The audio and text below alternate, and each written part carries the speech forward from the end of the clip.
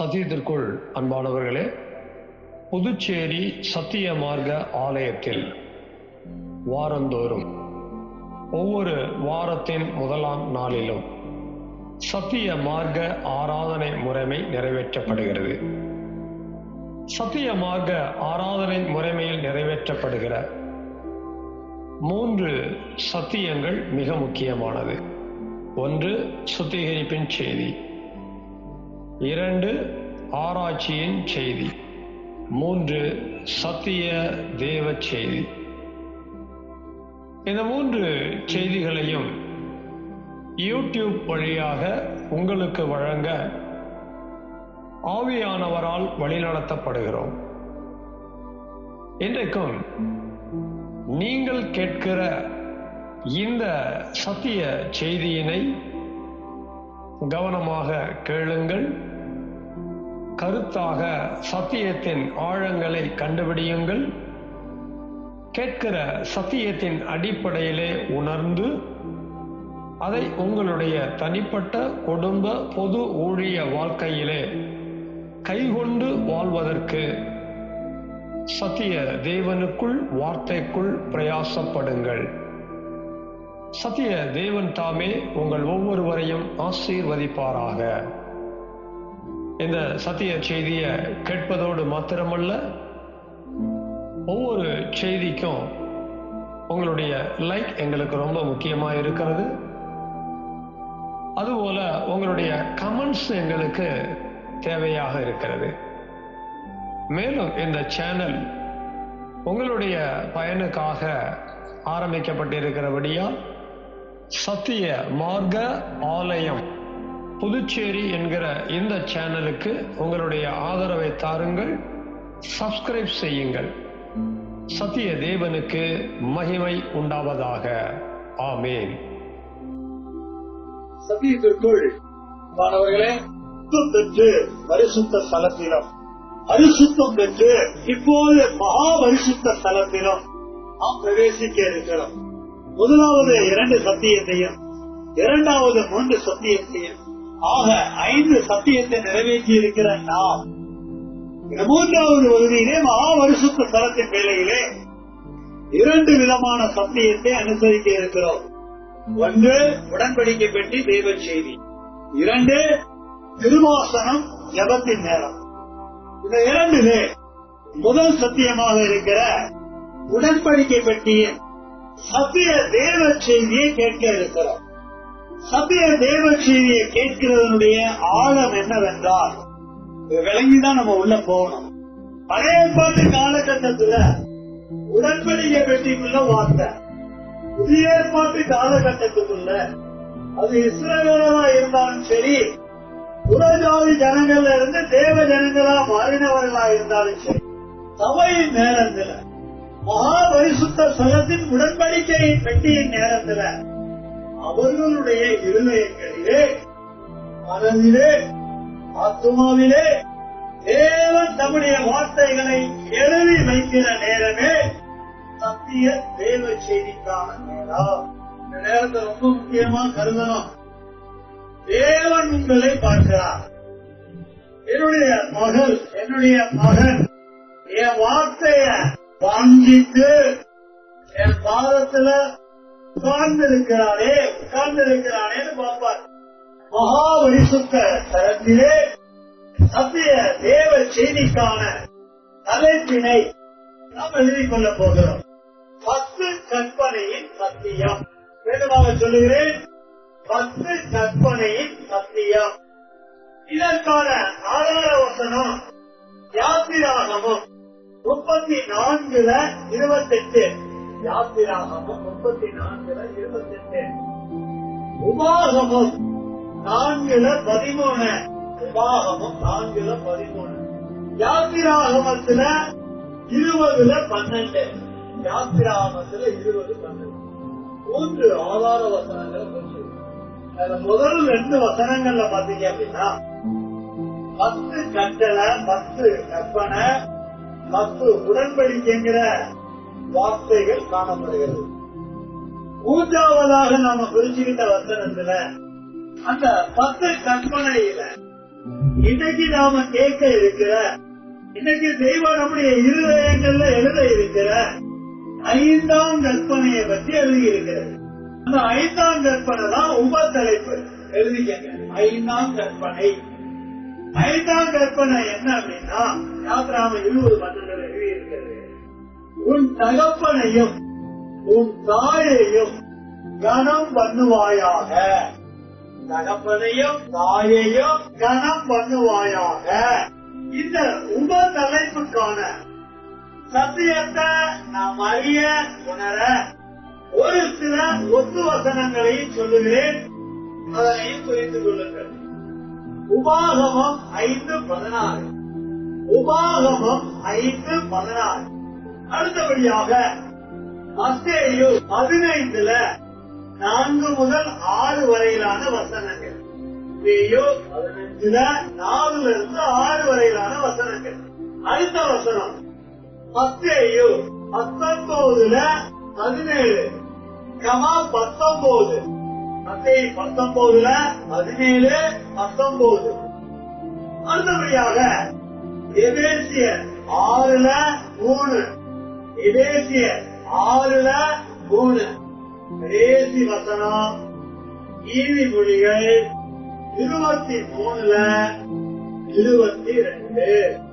நீதிமொழிகள் 23:22. அங்கே முழுவமா இருதயத்தை சாத்துவோமா?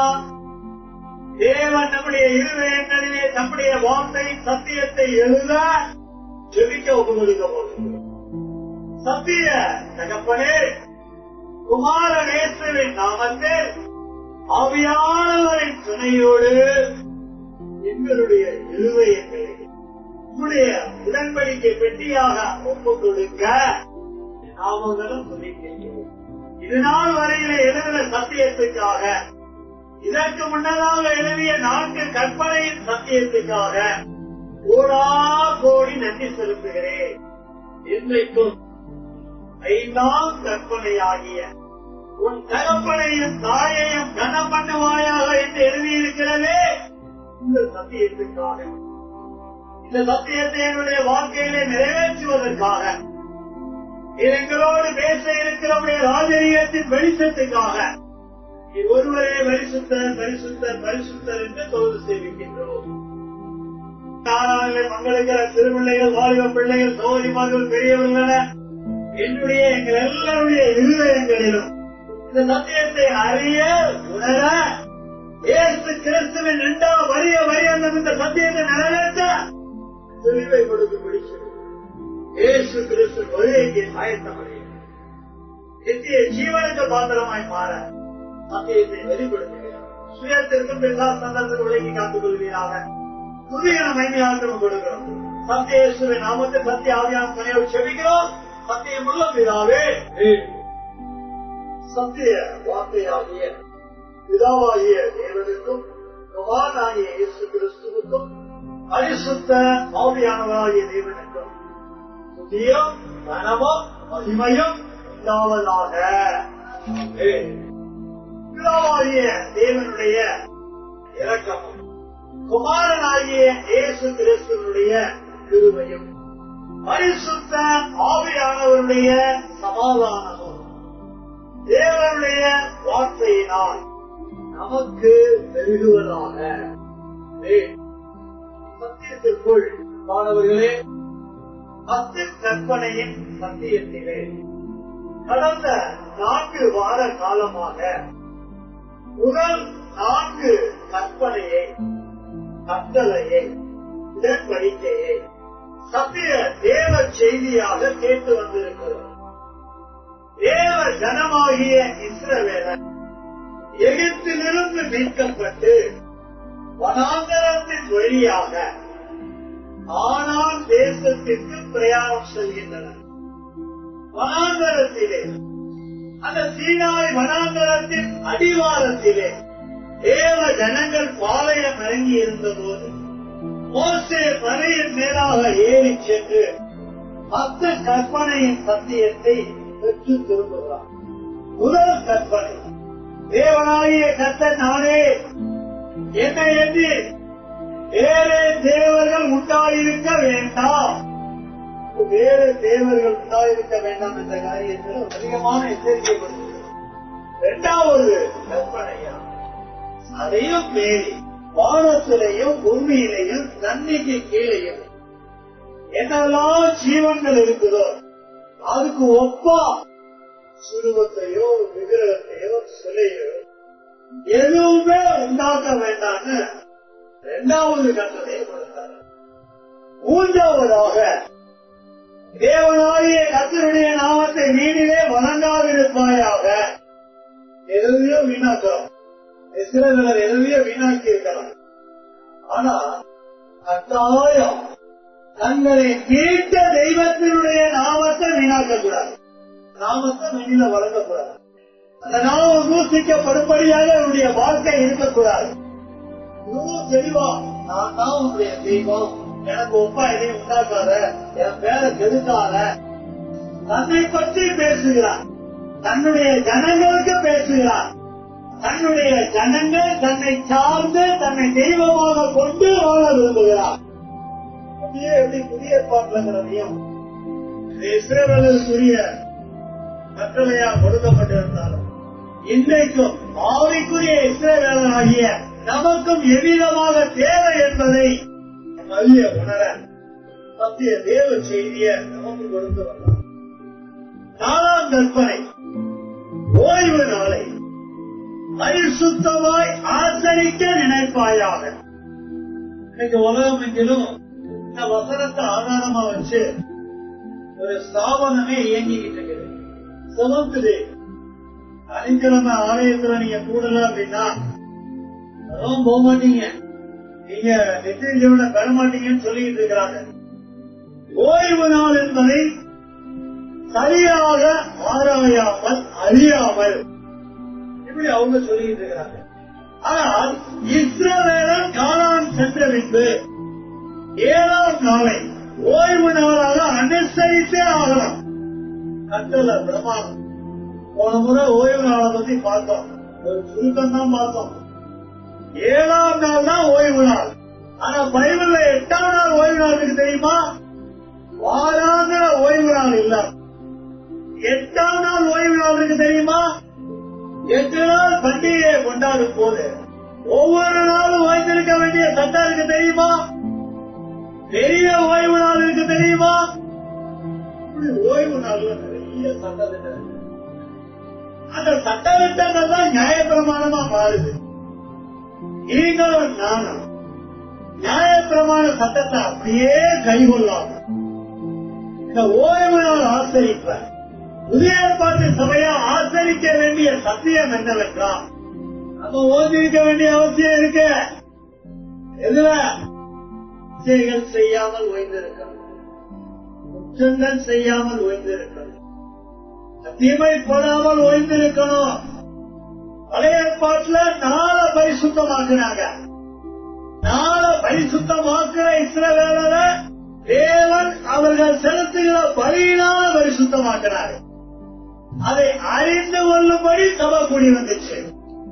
நீங்களும் இயேசு கிறிஸ்துவின் பலியினாலே, ஓய்வு நாளுக்கும் ஆண்டவராக இருக்கிற இயேசு கிறிஸ்துவின் பலியினாலே பரிசுத்தமாக்கப்பட்டு இருக்கிறோம் என்பதை அறிந்து இச்சைகளையும் பாவங்களையும் விட்டு ஓய்ந்திருந்து தேவையில ஓய்ந்திருக்கிறோமா?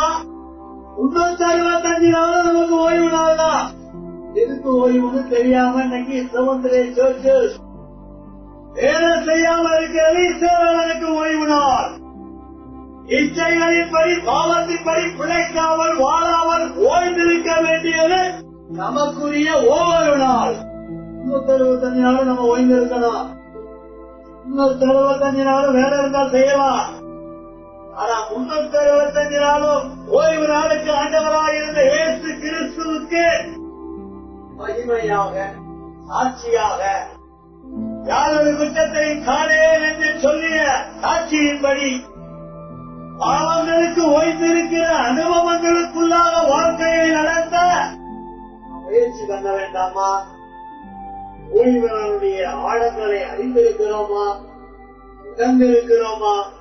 அவைகளின்படி நம்முடைய வாழ்க்கையை நடத்துவதற்கு முறைப்படுத்துகிறோமா? இப்படி 4 கற்பனைகளை குறித்த சத்தியத்தை கேட்டுக்கொண்டு வருகிறான். இன்றைக்கு 5ஆம் கற்பனையாக இருக்கின்ற தகப்பனையும் தாயையும் கனம் பண்ணுவாயாக என்று எழுதியிருக்கிறதே. ஒருவேளை நம்ம வீட்டில் இருக்கிற தாயோ தகப்பனோ தெரிஞ்சு போயிருந்தாங்கன்னா நல்ல கறியும் சோறும் நல்ல பிரியாணி செஞ்சு அவங்களை கனம் பண்ணுவாயாக என்று எழுதியிருக்கிறதா? கனம் பண்ணுவாயாக என்றால் என்ன? கனம் பண்ணுவாயாக என்ற இந்த வார்த்தையை 10 கட்டளைகளுக்குள்ளே ஒன்றாக தெய்வம் எழுதி கொடுத்திருக்கிற நோக்கம் என்ன? இஸ்ரவேலனை பொறுத்தவரையில தன்னுடைய தகப்பனையும் தன்னுடைய தாயையும் பொருட்படுத்தாதவராக இருந்திருக்கின்றனர். மீட்கப்பட்ட ஜனங்கள் தன்னுடைய தகப்பனையும் தாயையும் பொருட்படுத்தாமல் தங்களுடைய வாழ்க்கையை செலவழித்து கானானுக்குரிய ஆசீர்வாதத்தை இழந்து போய்விடக் கூடாது என்பதனாலே 10 உடன்படிக்கையில ஒன்ன உறுதிப்படுத்தி எழுதி கொடுத்திருந்தார். அந்த ஆயத்தை அவன் கடைபிடிச்சாகணும். கடைபிடிக்கிறதா போச்சு அவன் வாழ்க்கை. இன்னும் வசனங்களுக்குள்ள போகல. வசனங்களுக்குள்ள போக போக வசன அடிப்படையிலே இந்த 5ஆம் கற்பனைய இஸ்ரவேலன் கைகொள்ள வேண்டிய அவசியத்தை நாம விளங்கிக் கொள்ள முடியும். உள்ளபடி பார்த்தா இந்த செய்தியை கேட்டுக் கொண்டிருக்கிற ஆவிக்குரிய தேவ ஜனமாகிய ஏன்னா நம்ம புறஜாதியில் தானே வந்திருக்கிறோம். அந்த இஸ்ரவேலனை விட இந்த கட்டளை இந்த கற்பனை எனக்கு அவசியங்கிறத நம்ம உணர வேண்டும். எத்தனை கிறிஸ்தவ குடும்பங்கள் தெரியுமா? ஆயுதோப்பன கனம் பண்றதே கிடையாது. ஆயுதோப்பன ஒரு பொருளா எடுத்துக்கிறதே கிடையாது. தாயா இந்த நிலைமையிலதான் எத்தனையோ குடும்பம் வாழ்ந்துட்டு இருக்கு. எத்தனை முதியோர் காப்பகத்துல கிறிஸ்தவ குடும்பத்தை சேர்ந்தவர்களுடைய தாயுதோப்பன் மாதிரி இருக்கிறாங்க. இதை நம்ம என்ன நினைச்சுக்கிறோம்? ஒருவேளை அவங்க எல்லாம் ரசிக்கப்படாத கிறிஸ்தவனுடைய தாயோப்பனா இருக்குங்கன்னு நினைச்சுக்கிறோம். நான் ரசிக்கப்பட்டுட்டேன் பெந்தேகோஸ்து அப்படி இப்படின்னு சொல்றாங்க பாருங்க. எல்லா சபையில உள்ளவங்களுடைய தாயோப்பன்மாரும் பல இடங்கள்ல முதியோர் உள்ளத்துல இருக்கிறாங்க. இதுதான் என்னுடைய தகப்பனையும் தாயை கனம் பண்ணுகிற லட்சணமா? எத்தனை புறஜாதிகள் வீடுகள் தன்னுடைய தகப்பனும் தாயையும் கடைசி நிமிஷம் வரையில வீட்டுல வச்சு அவங்களுக்கு சேவை செய்யறது புண்ணியமா நினைச்சு வாழ்றாங்க. இந்த 10 கட்டளையில ஒண்ணு அவனுக்கு கிடையாது. புறஜாதிகள் தன்னுடைய வாழ்க்கையிலே செய்கிற நல்லதை விட நம்முடைய வாழ்க்கையில எல்லாரும் செய்யறதில்லையே. இந்த கற்பனை முக்கியமா தெரியல. இந்த கற்பனை எத்தனை முக்கியம் என்ற அறிவில்லை. இந்த கற்பனையை நான் கைகொள்றதுனால எனக்கு என்ன நன்மைங்கிறதெல்லாம் எனக்கு விளங்கல. கொடுமையான காரியம், விளங்காத விஷயங்கள். தேவனுடைய கற்பனைய நம்முடைய வாழ்க்கையில நிறைவேற்ற அறியாத ஜென்மங்கள். புறஜாதி ஜனங்கள்ல பாத்தீங்கன்னா மாமனார் மாமியார கூட அப்படி பாத்துக்கிறாங்க. அம்மாக்கள் தகப்பன் தாயவே பாத்துக்கிறது கிடையாது, கனம் பண்றது கிடையாது. எங்க இருந்து தகப்பனையும் தாயையும் பார்க்காதவங்க மாமனார் மாமியாருக்கு இடம் கொடுக்க போறாங்க. தகப்பன தாய நம்ம எப்படி எல்லாம் கனப்படுத்தணும்னு அநேக இடங்கள்ல வேத வசனம் எழுதி இருக்கிறது. இன்னைக்கு அதெல்லாம் கூட எடுக்கல. ஏன்னா நமக்கு கொடுக்கப்பட்ட நேரத்துல ஒரு 7 முதல் 10, 12 வசனங்களை தான் பார்த்தோம். அதுவே நம்ம விவரமா பார்த்து நமக்கு சமயம் போதாது. நீங்க தாய்லாமன் குறித்த வசனங்களை தான் எடுத்து வச்சு பாருங்க. பயங்கரமான விஷயங்கள்லாம் இருக்கு. எத்தனை பேர் தாய்லாமன் குறித்த வசனங்களை நினைவுக்கு கொண்டு வர முடியும்? கனம் பண்ணுவாய, கனம் பண்ணது, கனம் பண்ணது மட்டும்தான் தெரியும். ஆனா இது அறியக்கூடிய விழிப்புணர்வு இல்லை. அதனாலதான் தாய்லாமனை கனம் பண்றது இல்ல. தாய்லாமனை கனம் பண்றதுனால வரக்கூடிய ஆசீர்வாதம் எத்தனை பேர் தெரியுமா என்னுடைய இந்த வாழ்க்கையை பார்க்க என் கூட என் தகப்பன் ஏன் அழுகுறாங்க, தாயெல்லாம் போயிட்டாங்களே அழுகுறாங்க. ஆனா தகப்பனும் தாயும் இருக்கிற குடும்பங்கள் எப்படி இருக்கு? எப்போதும் ஒவ்வொரு வசனத்தையும் வாசிக்கும். என்னுடைய தகப்பனையும் என்னுடைய தாயையும் நான் கனம் பண்ண வேண்டியது தெய்வம் எனக்கு வெளிப்படுத்த வேண்டும். ஆரம்பிப்பார். வீட்டுல போய் தாய் தகப்பன் வசனங்கள் எல்லாம் தேடி கண்டுபிடிச்சு எல்லாம் ஆராய்ச்சி பார்த்து எல்லாம் தியானம் பண்ணி அதனால வரக்கூடிய ஆசீர்வாதத்தை சுதந்திரிக்க பிரயாசப்பட வேண்டும். தாய் தகப்பனை கனம் பண்ணுகிற சத்தியம் இல்லாம நமக்கு வாழ்க்கையே இல்லைங்க. 5:16 வாசிக்க கேட்கிறோம். 5:16 ஏற்கனவே யாத்திராமத்துல வாசிச்சோம் அல்லவா? அந்த வசனத்தினுடைய இன்னொரு சாட்சி வசனமா அதை எடுத்துக்கலாம். வாசிக்கிறேன், கேளுங்க. உன் தேவனாகிய கர்த்தர் உனக்கு கொடுக்கிற தேசத்திலே உன் நாட்கள் நீடித்திருப்பதற்கும் 6 தேசத்தை சுதந்திரமா கொடுக்கிறார் தெய்வம். தேவனாகிய கர்த்தர் அவர் கொடுக்கிற தேசத்துல நீ வாழணுமா இல்லையா? அப்படி நீ வாழணும்னா உன்னுடைய நாட்கள் நீடித்திருக்கணும். எனக்கு எத்தனையோ பேர் பாருங்க, நடக்கிறதும் தெரியல, போறதும் தெரியல. இந்த நிழல் மாறி ஈர்க்குமிழி மாறி சில பேர் சொல்லுவாங்க, இதெல்லாம் சாகுற வயசே இல்லைங்க, 65 வயசுல இறந்திருப்பாங்க, இதெல்லாம் போற வயசே இல்லைங்க, இன்னும் நீண்ட நாள் ஒரு வாழணுங்க. இன்னைக்கு குறைஞ்ச வயசுல யாராவது போறாங்க அப்படின்னா அதுக்கு பல காரணம் இருக்கு. அது இது ஒரு காரணம். ஒருத்தருக்கு ஆயுசு குறைஞ்சு நீண்ட நாள் கிடைக்கிற அப்படின்னா தாயையும் தகப்பனையும் அவங்க கனம் பண்ணி இருக்க மாட்டாங்க. புரிஞ்சுக்கங்க. நீண்ட நாள் வாழ்ந்து நான் என்ன பண்ண போறேன் அப்படி நினைக்காதீங்க. சொத்து பத்து இல்லாதவங்க எனக்கு போதுமான வாழ்க்கை, சொத்து பத்து அதிகாரம் பதவி எல்லாம் இருக்கிறவங்க சொல்லுவாங்க, இன்னும் கொஞ்ச நாள் இருந்தா இதை செஞ்சிருவேன், இன்னும் கொஞ்ச நாள் இருந்தா அதை செஞ்சிருவேன்பாங்க. உனக்கு எனக்கு நீண்ட நாள் எதுக்கு தெரியுமா தேவை? பூரண பரிசுத்தம் அடைய, பூரண ரட்சிப்பை அடைய, பூரண பரிசுத்தத்தை பூரண ரட்சிப்பை அடைய எனக்காக தேவன் வைத்திருக்கிற அந்த நாட்களை நான் இழக்க வேண்டாமே. என்னுடைய தாயையோ தகப்பனையோ நான் கனம் பண்ணுறேன்னா எனக்கு நீண்ட நாள் உண்டாகுமே. மாத்திரை 6 மணி வாங்கி வாங்கி சாப்பிடலாம், காசே இல்லாம இலவசமா கடவுள் நீண்ட நாட்களை கொடுக்கிறாங்க. தகப்பனுக்கும் தாய்க்கு நீ என்ன செய்யணுமோ அதை செய்ய, அதுதான் உங்களுக்கு கனம் பண்ண வேண்டிய கடமை. அதெல்லாம் எங்க அம்மாவுக்கெல்லாம் நான் பண்ண முடியும். ஏன்னா எங்க அம்மாவுக்கு பண்ணிடுவேன், ஏங்க அதெல்லாம் கேட்காதீங்க. எங்க அப்பாவுக்கெல்லாம் என்னால செய்ய முடியாது. அது வேணா என் தம்பி ஒருத்தன் இருக்க, அதை வேணா செய்யணும். எங்க அம்மாவுக்கு வேணா செய்ய இடம் போட்டு பாக்குறது என்னென்னலாம் மனசுக்குள்ள வச்சுக்கிட்டேன். அப்பாவை பார்க்க மாட்டேன், அம்மாவை பார்க்க மாட்டேன். சில வீடுகள்ல பாத்தீங்க அப்படின்னா மகன்க வீட்டுல தாய் தகப்பன் இருக்கிறதே இல்லை, மகன்கள் வீட்டுலதான் இருக்கிறாங்க. அது தப்புன்னு சொல்ல முடியாது. ஆனா மகன்கள் பார்க்க வேண்டிய காரியத்தை மகன்கள் பார்க்கறது அவ்வளவு நல்லது இல்லையே. தாய் தகப்பனை நீ கனம் பண்ணிட்டீங்கன்னா நீ உன் வீட்டுல வச்சுதான் தாய் தகப்பனை பார்க்கணும். இது ஒரு பெரிய சப்ஜெக்ட். உலகத்துல ஒவ்வொரு வீடுகளையும் போய் பார்த்தாலும் தெரியும் தாய் தகப்பனா எப்படி இப்படி வாழ்றாங்க பாருங்க. ஒரு தாய்க்கும் ஒரு தகப்பனுக்கும் ஒரு பிள்ளையும் இருக்கு, 2 பிள்ளையும் இருக்கு. ஒரு 50-60 வருஷத்துக்கு முன்னால பாத்தீங்க அப்படின்னா 10-16 பிள்ளைங்க இருக்கும். ஒரு 30-40 வருஷம் முன்னாடி பாத்தீங்கன்னா ஒரு 4-5 பிள்ளை இருக்கும்.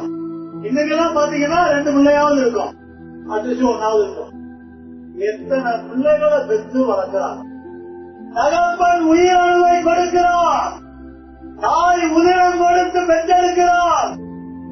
இந்த தகப்பனுக்கு தாய்க்கும் நாம செய்ய வேண்டிய கணத்தை செஞ்சோம்னா நமக்கு நீண்ட நாள கொடுக்கிறாரு.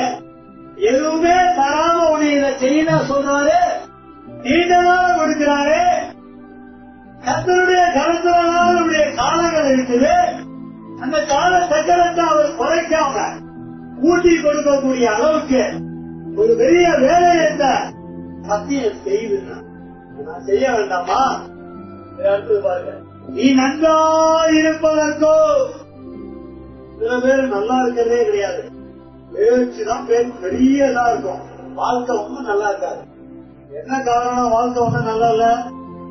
எல்லாத்தையும் போய் சொல்லுவாங்க, இருக்கிறேன் ஏங்க இவ்வளவு செழிப்பு, அவன் என்னத்த நல்லா இருக்க வாழ்க்கையில, அதான் ஏன் போறேன்னு இருக்கிறேன், அதான் எதுக்கு வாழ்றேன்னு இருக்கிறேன். ஒருத்தர் நல்லா இல்லாம இருக்கிறார், நான் அதுக்கு காரணம் இருக்கு. பல காரணங்கள் இருக்கு. அதுல ஒண்ணுதான் தாய் தகப்பன அவங்க கடன் பண்ணிருக்க மாட்டாங்க. எப்படி தெய்வம் ஒண்ணு நல்லா வச்சுக்கோரு, சில வேலை கடவுளை போச்சுக்காரு. கடவுள்லாம் இல்லைங்க, கடவுள்லாம் இருந்தாருன்னா நான் நல்லா இருக்க மாட்டேன்னா இருக்கிறார் கடவுள். நீ நல்லா இல்ல, நல்லா இல்லங்கிறதுக்காக நீ அவருடைய கற்பனையை கடைபிடிக்கிற, நீ அவருடைய கற்பனையை கடைபிடிக்கிறதுக்காக அவரு இல்லைன்னு சொல்லிட முடியுமா? தகப்பனையும் தாயையும் கனம் பண்ணினா நீ நல்லா இருப்ப. நான் யாருக்காக 100 ரூபா கொடுத்தேன்னா நீங்க நல்லா இருப்பீங்கம்பாங்க. நான் யாருக்காக ஒரு வேளை சோறு கொடுத்துட்டேன்னா நீ நல்லா இருப்பாம்பாங்க. என்ன மத்தவங்க நல்லா இருப்பேன்னு சொன்னதெல்லாம் இருக்கட்டுங்க, என் தேவன் என்ன நல்லா இருப்பேன்னு சொல்ல வேண்டாமா? என் தேவனாலே அவருடைய வார்த்தையினாலே நான் நல்லா இருக்க வேண்டாமா? கண்டுபிடிக்கணும். உங்க அப்பா அம்மாவெல்லாம் நீங்க கனம் பண்ண வேண்டிய காரியத்துல எங்க தவறுனீங்கன்னு கண்டுபிடிங்க. கடந்த நாட்கள் போட்டோம், இனி வருகிற நாட்கள்ல உங்களுடைய தகப்பன்மார, உங்களுடைய தாய்மார நீங்க கனம் பண்ண வேண்டிய விஷயத்துல கனம் பண்ண உங்க ஆயுசு நீடிய நாட்கள் உண்டாக, நீங்க உங்க வாழ்க்கையில நல்லா இருக்க தகப்பனை கனம் பண்ணுங்க. உன் தேவனாகிய கர்த்தர் உனக்கு கட்டளையிட்டபடியே உன் தகப்பனையும் உன் தாயையும் கனம் பண்ணுவாயாக. தாய்க்கு வேணா ஏதாவது செஞ்சிருவேன், தகப்பனை முதல்ல தகப்பனை தான் போட்டிருக்கு, ரெண்டாவதுதான் தாயை போட்டிருக்கு. அதுக்காக தகப்பனை விட தாய் மேல் அப்படி கிடையாது. தகப்பனுக்கும் செய்யணும், தாய்க்கும் செய்யணும். இல்லையே, எங்க அம்மா வந்து சாப்பிடுற சாப்பாடுல பாதியை கொடுக்கும். எங்க அப்பா எங்கிட்ட இருந்து வாங்கிட்டு போயில குடிக்கிறாரு, குடிச்சுட்டு வந்து எங்கிட்ட மம்பள பண்றாரு, அவரை மண்டையதான் உடப்பேன். வரட்டும், அவர் பேசிக்க, காலை வைக்கட்டும், கால் இருக்காது பார்த்துறேன். போச்சு, நீ நல்லா இருக்க மாட்ட. அவர் என்னத்தையோ பண்ணிட்டு போறாரு. ஒரு பக்கம் பாத்தீங்கன்னா பிள்ளைங்க தாய் தகப்பனை கனம் பண்ணாததுக்கு காரணம் இந்த தகப்பன தாயும் பிள்ளைகளிடத்துல சரியா நடக்காததுதான். அவங்களுக்கு வேத அறிவு இல்லாம நடந்துக்கிறாங்க. சரி, அதெல்லாம் ஒரு பக்கம் போட்டோம். அது அவங்க நல்லா இருக்கிறத பத்தி அவங்க யோசிக்கணும். நீ வாழ்நாள் நீடிக்கவோ, நீ நல்லா இருக்கவோ, உன் தகப்பனையும் உன் தாயையும் தெய்வ கட்டளை நீ கனம் பண்ணித்தான் ஆகணும். கனம் பண்ணித்தான் ஆகணும், கனம் பண்ணித்தான் ஆகணும். அடுத்த வருஷத்துக்குள்ள போறோம். இப்ப நம்ம புதிய ஏற்பாட்டுக்கு வர்றோம். மத்தேயு 15 நாள வாசிக்கிறேன். மத்தேயு 15 நாள் பயங்கரமான காரியத்தை இயேசு எடுத்து சொல்றாரு பாருங்க. உன் தகப்பனையும் உன் தாயையும் கனம் பண்ணுவாயாக என்றும், தகப்பனையாவது தாயையாவது நிந்திக்கிறவன் கொல்லப்பட வேண்டும். தகப்பனையும் தாயையும் நிந்திச்சா கனம் பண்ணல, அவங்க என்னமோ பண்ணிட்டு போட்டோம், அவங்கள நீங்க நிந்திக்காதீங்க. அதே போல எழுதியிருக்கிறத பாருங்களேன், இயேசு சொல்றத பாருங்களேன். 10 கட்டளைகள்ல ஒன்ன நிறைவேற்றலன்னா கொல்லப்படணுமா? இன்னைக்கெல்லாம் இந்த சட்டம் நேரடியா நமக்கு வேலை செஞ்சா சபையில ஒருத்தர் இருக்க மாட்டாங்க. ஏன் சபை நடத்த பாஸ்டே இருக்க மாட்டாரு. ஏன்னா நிந்திக்கிறது அத்துமடியா போச்சு. தாய் தகப்பனை நிந்திக்கிறது ஊழியக்காரன் நிந்திக்கிறான், விசுவாசி நிந்திக்கிறான்.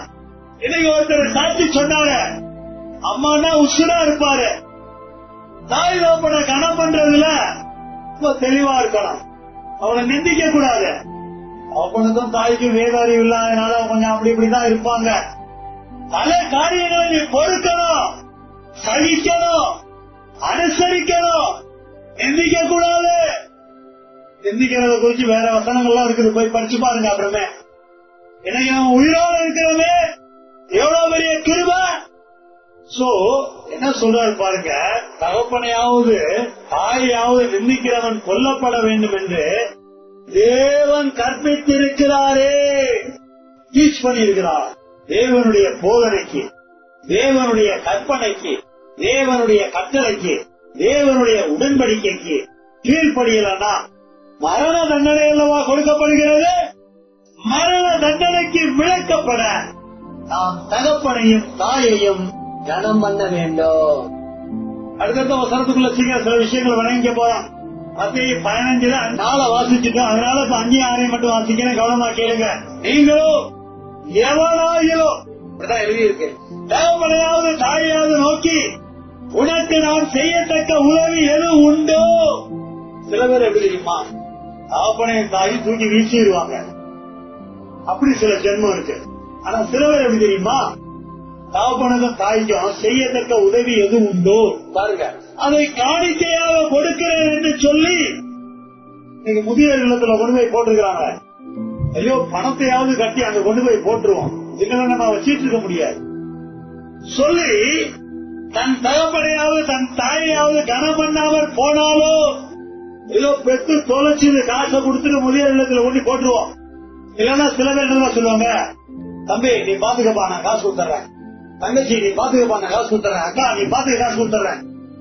நீ சின்ன பிள்ளைல எப்படி எல்லாம் இருந்திருப்பன்னு உனக்கு தெரியுமா? உன்னை குளிப்பாட்டி உனக்கு டிரெஸ் போட தெரியாது, உனக்கு டிரெஸ் போட்டு உனக்கு சாப்பிட தெரியாது, உனக்கு சாப்பாடு ஊட்டி ராத்திரி நேரத்துல உனக்கு என்ன பிரச்சனை தெரியாது, உன்னை ஏதோ ஒண்ணு கடிச்சிருக்கோம், நீ அழுவ. தாப்பன தாயை முழிச்சு என்னன்னு பார்த்து தேவனா உன்னை ஆஸ்பத்திரிக்கு அந்த நட்ட நடுராத்திரியில கொண்டு போய் உனக்கு என்னெல்லாம் பார்த்திருப்பாங்க. சில பிள்ளைகளை எத்தனை நாள் தூங்காம பார்த்திருப்பாங்க. ஆனா தாப்பனை பார்த்து தாயை பார்த்து வயசானதுக்கு பிறகு நீ சொல்ற வார்த்தை இருக்க, இந்த வாலிப பிள்ளைகளை எடுத்துக்கோமே, உனக்கு என்ன தெரியும் அப்பா பார்த்து சொல்றது, உனக்கு என்ன தெரியும் அம்மா பார்த்து சொல்றது, உனக்கு அறிவு இருக்கா? ஒழுங்கா சோறு பொங்கி போடு, அந்த கொடுக்குற காசை வச்சு என்கிட்ட பேசிட்டு இருக்காங்க. என்கிட்ட பேசுறதுக்குலாம் உனக்கு அறிவுலாம் கிடையாது. தகப்பனை பார்த்து சொல்றது என்கிட்ட நீ நிக்க முடியாது.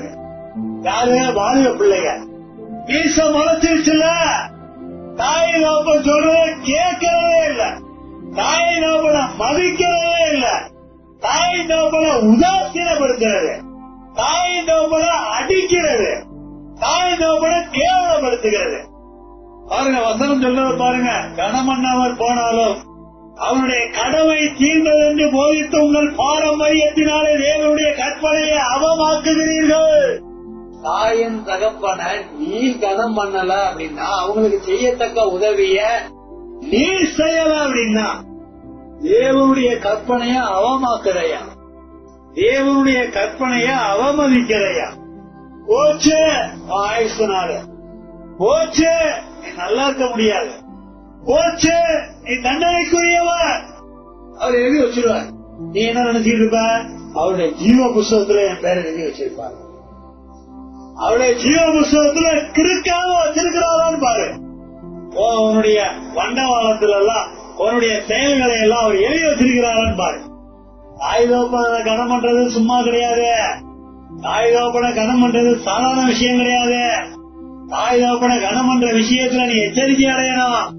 தாய் தகப்பனை குறிச்சு குறை சொல்றதுக்கு உனக்கு அறிவுரை கிடையாது. அவங்க எப்படி வந்துட்டு போறாங்க, உன் கடமை என்ன, உன்னுடைய சைட்ல நீ என்ன செய்யற, எப்படி இருக்கிற, அதான் முக்கியம். பாருங்க மத்தேயு 19:17 அப்பொழுது ஒருவன் வந்து அவரை நோக்கி, நல்ல போதகரே, நித்திய ஜீவனை அடைவதற்கு நான் எந்த நன்மையை செய்ய வேண்டும் என்று கேட்டார். 19 வாசிக்கிறேன். உன் தகப்பனையும் உன் தாயையும் கனம் பண்ணுவாயாக, உன்னிடத்தில் நீ அன்பு கூறுவது போல பெருநிடத்தில் அன்பு கூறுவாயாக என்பவைகளையே என்றார். ஒருத்தன் வந்து ஏசுகிட்ட நித்திய ஜீவனுக்கு நான் என்ன செய்யணும்னு கேட்கும் போது அவர் சொல்லி வருகிற அந்த வரிசையில தாயின் தகப்பனை கனம் பண்ணுகிறத பத்தி பேசுகிறாருங்க. தாயின் தகப்பனை கனம் பண்ணுகிற சத்தியத்துல அப்படி என்ன வரிசை இருக்குதுன்னு நம்ம நினைக்கிறோம். அது நித்திய ஜீவன் வர வேலை செய்த நித்திய ஜீவனுக்காக நீ வந்து இந்த உலகத்துல என்ன செஞ்சு பிரயோஜனம் இல்ல. கோடி ரூபாய் சம்பாதிக்க பிரயோஜனம் இல்ல. பெரிய பதவியில உட்கார்ந்து பிரயோஜனம் இல்ல. நீ பெரிய அறிஞனா வாழ்ந்து பிரயோஜனம் இல்ல. உன் தாயும் தகப்பன கூட வச்சு அல்லது அவர்களுக்கு கூட வச்சிக்க வேண்டிய நேரம் அல்லாத நேரத்திலையும் நீ செய்ய வேண்டிய கடன் என்ன? கூட வச்சு செய்ய வேண்டிய நேரம் அல்லாத நேரங்கள் எதை குறிக்குதுன்னா, ஒருவேளை உன் தம்பி வீட்டுல இருக்கலாம், ஒருவேளை உன் அண்ணன் வீட்டுல இருக்கலாம், அப்புறம் உன் வீட்டுக்கு வரலாம். உன் வீட்டுக்கு வர்ற நேரத்துல அவங்களுக்கு என்ன செய்யணுமோ அதை செய்ய. வீட்டுல வச்சிருப்பான், சோறு ஒழுங்கா போட மாட்டான். வீட்டுல வச்சிருப்பான், ஒழுங்கா அவங்களுக்கு மருத்துவம் பார்க்க மாட்டான். வீட்டுல வச்சிருப்பான், ஒழுங்கா ஒரு துணி கொடுக்க மாட்டான். ஏதோ பழசு பண்ணியே கட்டிட்டு அலமா ஒழுங்கா துணி கொடுக்க மாட்டான். உன் தாயின் தகப்பன நல்ல துணி உடுத்தணும். உன் தாயின் தகப்பனும் நீ சாப்பிடறத விட நல்லா சாப்பிடணும். உன் தாயின் தகப்பனும் நீ வீட்டுல சொகுசா இருக்கிறத விட அவங்க நல்லா இருக்கணும். அதான் கணம் பண்றது. சில வீட்டுல பாத்துருக்கீங்களா, திண்ணையில தூக்கி போட்டிருப்பாங்க. இன்னைக்கு எந்த வீட்டுல திண்ணை இருக்குது? வீட்டுக்கு வெளியே ஓரமா ஒரு இடத்த கொடுத்திருப்பாங்க. தாயின் தகப்பன் உள்ள வந்துட்டா போதும், நாய் உள்ள வந்த மாதிரி விரட்டுவான். கிறிஸ்துவுக்குள் வாழ்றேன்னு சொல்ற வீட்டுல நடக்குது. உனக்கு நித்திய ஜீவன் வேணும்னா உன் தாயின் தகப்பனை கணம் பண்ணு. இதுல எவ்வளவு மர்மம் இருக்கு தெரியுமா? எவ்வளவு மறைவு இருக்கு தெரியுமா? எவ்வளவு ரகசியம் இருக்கு தெரியுமா? இந்த வாழ்க்கை இலக்கணம் தெரியாம வாழ்ந்துட்டு இருக்கிறோம். புறஜாதியா இந்த கட்டளையெல்லாம் கேள்விப்படாமடியே மன அறிவின்படியே இதை கண்டுபிடிச்சு வாழ்ந்துட்டு இருக்கிறான். நீ பெரியவனா அவன் பெரியவனா? நீ சத்திய அறிவு உள்ளவனா அவன் சத்தியத்தை கேள்விப்படாம சத்திய அறிவை வாழ்க்கையில நடத்திட்டு இருக்கிறவனா? சத்திய அறிவு முக்கியம். இப்ப பாருங்க, புதிய ஏற்பாட்டுல மிக முக்கியமான வசனம். நேரம் மேல ஆகுது, முடிக்க போறோம். எபேசியர் 6:3 கவனிங்க. உன் தகப்பனையும் உன் தாயையும் கணம் பண்ணுவாயாக என்பதே வாக்கு சத்தம் உள்ள முதல் கற்பனையாயிருக்கிறது. ஆயுதப்பன கணம் பண்றத வாக்கு சத்தத்திலேயே முதல் கற்பனை சொல்றாருங்க. எல்லா வாக்கு சத்தம் மாட்டிக்குவாங்க. பாஸ் ஜனவரி 1 கொடுக்கிற வாக்கு சத்தத்தை பாக்கெட்ல வச்சுக்குவோம். இல்லைன்னா கொண்டு போய் வீட்டுல அப்படியே பேம் பண்ணி மாட்டி வச்சிருப்போம். வாழாக்காமல் தலையாக்குவான். உன்னை பெற்ற தாயின் தகப்பன நீ கணம் பண்ற வாக்கு தத்தம் உள்ள முதலாம் கற்பனைய வாழ்க்கையில நிறைவேற்றாம நீ எங்க தலையாவ? இதெல்லாம் கிறிஸ்துவுக்குள் வாழ வேண்டிய, வார்த்தைக்குள் வாழ வேண்டிய, சத்தியத்திற்குள் வாழ வேண்டிய தேவ ஜனங்களுக்கு அறிய தெரிய மாட்டேங்குது. நீ எத்தனை வாக்கு தத்தத்தை வாங்கி எங்க மாற்றினாலும் நீ எப்படி நல்லா இருப்ப? தகப்பனுக்கு தாய்க்கும் ஆமா கேட்க வேண்டிய காரியம் என்ன, சொல்ல வேண்டிய காரியம் என்ன, செய்ய வேண்டிய காரியம் என்ன? கேட்க வேண்டியது ஆத்மால, சொல்ல வேண்டியது ஆவியில, செய்ய வேண்டியது சரீரத்துல. இந்த படிகள் எல்லாம் உன் வாழ்க்கையில எங்க நிறைவேற்ற? கடைசி வசனம் வாசி முடிக்கிறோம். நீதிமொழிகள் 23:22. உன்னை பெற்ற தகப்பனுக்கு செவி கொடு. உன்னை பெற்ற, சில பேர் சொல்லுவாங்க தாய் பெற்று போட்டான், அவளையாவது நான் எதையா பாத்துட்டு போறேன், என் தகப்பனுக்கெல்லாம் ஒண்ணும் செய்ய முடியாது. உன்னை பெற்றான்னு சொல்லுது. உனக்கான உயிரான அங்கிருந்துதான் புறப்பட்டது. உன் தகப்பனுக்கு செவி கொடு. வயசான காலத்துல அப்பா அவன் வரானோ வாயில கைய வச்சுட்டு உட்கார்றவங்க எல்லாம் இருக்கிறாங்க. ஆனா வேதம் சொல்லுது உன்னை பெற்ற தகப்பனுக்கு செவி கொடு. ஆனா தகப்பன் வேத அறிவின்படி கொடுக்கிற வார்த்தைக்கு செவி கொடு. சுயமா 1008 சொல்லலாம், அதெல்லாம் பெரிய விஷயமா எடுத்துக்காத. சரிப்பா சரி பண்ணு போ. வேதத்தின்படி உன் தகப்பன் சொல்லுகிறதுக்கு செவி கொடு. இன்னைக்கு பைபிள் எடுக்காம இருப்பேன். தகப்பன் சொல்லுவாரு, என்னப்பா இன்னைக்கு நீ பைபிள் எடுத்து நான் பார்க்கவே இல்ல. இது பெரிய இவரு வேலை பாரியா, நீ பைபிள் எடுத்துட்ட, உனக்கு வேலை வெட்டி இல்ல, பைபிள் எடுத்துட்ட, எனக்கு 1008 பொறுப்பு இருக்கு, நான் எப்படி பைபிள் எடுக்கிறது? சோத்த போட்டா திருட்டு அமைக்கிட்ட அமைதியா இரு. இதான் செவி கொடுக்கிறதா? அது பாருங்க, உன் தாய் வயது சென்றவள் ஆகும் போது அவரை அசட்டை பண்ணாதே. ஏதாவது ஒண்ணு சொன்னா அதை சட்டம் பண்றதே இல்லை. எப்பா அந்த மருந்து கொஞ்சம் வாங்கிட்டு வரணும், எப்பா அந்த ஒண்ணு வேணும், எனக்கு 1008 வேலை இருக்கு, நீ சொல்றதெல்லாம் கேட்டுட்டு இருக்க முடியும். வயசாச்சுல கம்பெனிகளை ஏதாவது ஒண்ணு சொன்னா அதை அசட்டை பண்றது, சட்டம் பண்றதே இல்ல, எடுத்துக்கிறதே இல்ல. இங்க பாரு, காசு கொடுத்துட்டேன், எனக்கு எல்லாம் வாங்கிட்டு தான் வர முடியாது, நீ வேணா பக்கத்துல யாராவது பசங்க இருப்பாங்க கொடுத்து வாங்கிட்டு சொல்லி அதை பாத்துக்க. கையில தான் காசு கொடுத்துருக்கேன்ல. இல்லப்பா யாரும் பக்கத்துல இல்ல, நீ கொஞ்சம் போறிய அப்படியே வரும்போது வாங்கிட்டு வந்துடுறேன்ப்பா. அதெல்லாம் என்னால முடியாது. வேணா வாங்கிக்க, வேணா நீ வேணா போ. சின்ன சின்ன உதாரணங்கள் தான். எவ்வளவு காரியங்களுக்கு தெரியுமா, சில விஷயங்கள்லாம் வாய் விட்டு பேச முடியாது. அவ்வளவு காரியங்கள் இருக்கு தகப்பனுக்கு தாயும். சத்தியத்திற்குள் அன்பானவர்களே, தகப்பனையும் தாயையும் கனம் பண்ண வேண்டிய மிக முக்கிய பொறுப்பு எனக்கும் உங்களுக்கும் இருக்குங்கிறத வாழ்க்கையில அறிந்து உணர்ந்தவர்களாக வாழ வேண்டும். கண்களை மூடலாமா? தகப்பனுடைய வார்த்தைக்கு செவி கொடுக்காம தாய் சொல்றதையெல்லாம் அசட்ட பண்ணி வாழ்ந்திருக்கிறோமா? நாம் மனம் திரும்பணும். நாம மனம் திரும்பணும்.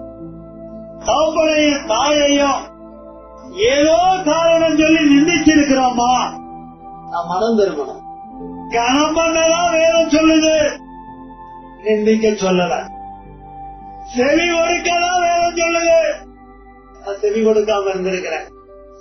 சத்தம் பண்ணதான் வேதம் சொல்லுது, நான் அசட்ட பண்ணி இருக்கிறேன். இந்த காரியத்துல மனம் திரும்ப வேண்டாமா? இந்த காரியத்துல மனம் திரும்பி இது தேவன் கற்பித்த சத்தியம் ஏற்றுக்கொள்ள வேண்டாமா? வாக்கு தத்தத்திலேயே முதலாம் கற்பனை சொல்லி மனம் திரும்ப வேண்டாமா? இந்த கற்பனையை நான் கடைபிடிச்சாதான் நீண்ட நாள் கிடைக்கும், நல்லா இருப்பேன், மரணத்துக்கு தப்புவேன், நித்திய ஜீவனுக்கு பாத்திரமா மாறுவேன்னு சொல்லி உணர வேண்டாமா? ஆவியானவரே, குறைகளை உணர்த்துங்க, குற்றங்களை உணர்த்துங்க, வாழ்க்கையில மாற்றங்களை தாங்க, என் ஆத்துமால மனம் திரும்புதல தாங்க, என் ஆவியில மனம் திரும்புதல தாங்க, என் சரீரத்துல மனம் திரும்புதல தாங்கன்னு சொல்லி கேட்கலாமா? நாம் கேட்டிருப்பது உணர்ந்து கேட்டிருப்போமானால் தெய்வம் அவைகளை மன்னிக்கிறார். இந்த நிமிஷத்திலிருந்து என் ஆயுஷன் கடைசி நாள் வரையில என்னோடு தகப்பனும் தாயும் இருப்பார்களானால், அல்லது என்னை பெற்ற தகப்பனும் தாயும் என் கண் பார்வையில இருப்பார்களானா, அவர்களுக்கு நான் செய்ய வேண்டிய கடமையை கருத்தாய் செய்ய நான் மனம் திரும்பணும். நல்ல தீர்மானம் எடுக்கணும். எனக்கு ஆசீர்வாதமா மாறும், எனக்கு நன்மையா மாறும், அது எனக்கு பெரிய பாதுகாப்பாக மாறுமே. உணர்ந்து மனம் திரும்பி நல்ல தீர்மானம் எடுத்திருந்தோமானால் இப்ப வாயில திறந்து சோதனம் பண்ணி செபிக்க ஒப்பு கொடுக்க. சத்திய தகப்பனே, சத்திய குமாரனே, சத்திய ஆவியானவரே, தெய்வீக நாமத்திற்கு கூடா கோடி அல்லேலூயா, கூடா கோடி ஒசி அண்ணா, கூடா கோடி ஸ்தோத்திரங்களை செலுத்துகிறோம். என்னுடைய தாய, என்னுடைய தகப்பன கனம் பண்ண வேண்டிய காரியங்கள்ல நான் எங்கேயாவது தவறி இருந்தேன்னா என்ன மன்னிங்க ஆண்டவரேன்னு கேட்ட பொழுது மன்னிச்சிருக்கீங்களே, கூடா கோடி நன்றி நன்றி நன்றி நன்றி செலுத்துகிறேன். இனியுள்ள காலங்களிலும் நீர் கற்பித்த இந்த கற்பனையை நிறைவேற்ற எனக்கு நல்ல தீர்மானத்தை கொடுத்தீரே, உமக்கு கூடா கோடி நன்றி செலுத்தி நீர் பரிசுத்தர் பரிசுத்தர் பரிசுத்தர் என்று என்னை நிரூபித்த கற்பனையே, என் தகப்பனாகிய பிதாவே, என் குமாரன் இயேசுவே ஆவியானவரே, உம்மை தொழுது சேவிக்கின்றேன். விசேஷமாக யாரெல்லாம் நல்ல தீர்மானம் எடுத்து இந்த வேலையில ஒப்பு கொடுத்திருக்கிறார்களோ அவர்களுடைய ஆத்மாவும் ஆவியும் சரீரமும் நீண்ட நாட்களை காண, தன்னுடைய வாழ்க்கையிலே நன்றாய் இருக்க, வாக்கு தத்தமுள்ள முதலாம் கற்பனையை நிறைவேற்ற அனுகிரகம் செய்யும்படி செபிக்கிறோம். தகப்பனையும் தாயையும் கனப்படுத்தி வாழ்வதற்குரிய எண்ணங்களையும் வார்த்தைகளையும் கிரியைகளையும் தெய்வம் தம்முடைய வார்த்தையின் தத்துவத்தினாலே அருளபடி நாங்கள் செபிக்கிறோம். ஒவ்வொரு வாலிப பிள்ளைகளும், ஒவ்வொரு சகோதர சகோதரிமார், ஒவ்வொரு விசுவாசிகளும், ஒவ்வொரு ஊழியர்களும் இந்த கற்பனையிலே நிலைத்து நன்மை செய்ய, நித்திய ஜீவனுக்கு ஆதாரமாய் வாழ சிறுவையை பெற்றுக்கொள்ள உதவி செய்யும்படி செபிக்கிறோம். வீரப்படி செய்கிறதற்காக நன்றி சொல்லும். சகோதர துதிகளை மகிமையாவற்றை நமக்கு கொடுக்கிறோம்.